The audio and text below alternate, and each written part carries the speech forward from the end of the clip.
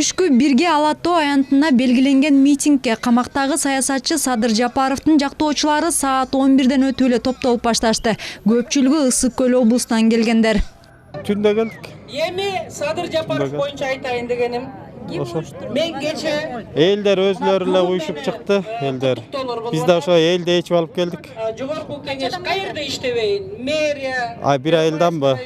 Көп иши кылып, биз жактын айылдын баары эле келди го дейм.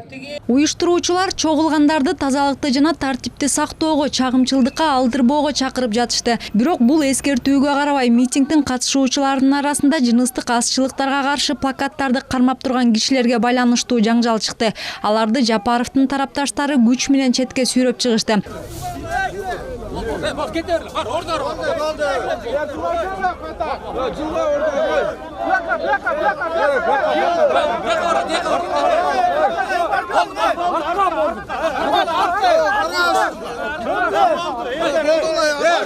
Мындай болуп аткан провокациялардын артынан ээрчигендин кажети жок.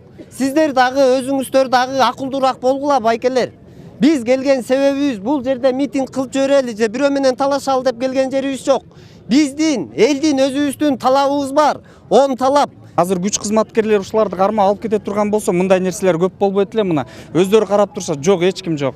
Чындыгында күн мурун Ички иштер министрлиги билдирүү таратып, мыйзам бузгандарга каттуу чара көрүлөрүн эскерткен. Жаңжал чыккан учурда ага жакын жерде укук коргоо органдарынын бир да өкүлү көрүнгөн жок. Алар транспорт каттамына көз салып, сырттан байкап турушкан. Ал арада митингчилер менен журналисттердин ортосунда да чатак чыгып кетти. Акциянын катышуучулары Манас эстелигинин алдында турган кабарчылар менен операторлорду чагымчылдык уюштурат деп четке түртүп чыгарып, тартуу иштерине тоскоолдук жаратышты.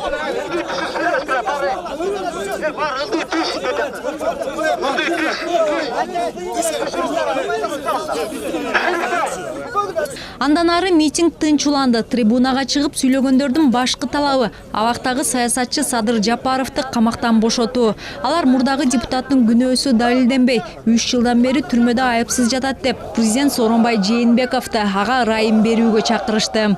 Негизи Алмаз Атамбаев камаганда. Азыр эч ким Атамбаевди эстебейт. Сооронбай Жээнбеков атат да. Эмнеге дегенде ошол күнөөнүн баардыгы өзүнө алып алды да. Сотторго шылтоо мененчи. Эгерде бүгүн дагы бир мыйзам чеги бар. Бул жанагы помилование деп коет да.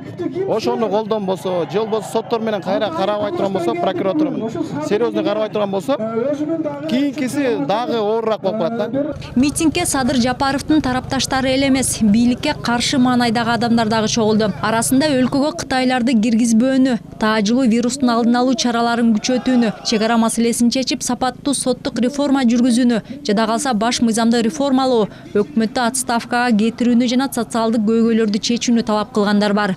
Ар бир үйдө бирден бала чет мамлекетте жүрөт, ошого биз переживать этип атабыз. Балабыз эмне болду? Акчасын деле кереги жок. Биякта жүргөндө акча жок, иштей албайт, үйлөнө албайт балачы. Азыр биз эмне алып калдык? Үйрөнткөнгө кредит алабыз.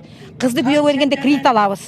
Анан өлүп калсак, биз ошо бир эле кредит эмес, көп кредитибиз бар. Ошону баланы биз наследствого кредит калтырып кетебиз. Тармактар бизде системдүү кризиске учурады. Системдүү кризис деген бул эмне? Бул деген бардык тармактарда. Бул экономиканы алабызбы, же спортту, маданиятты алабызбы, токен тармагын алабызбы, бардык мындай системдүү кризиске учурады да. Бюджет дефицит, өкмөт жакшы иштей албай атат. Бизге кардиналдуу реформа керек болуп атат.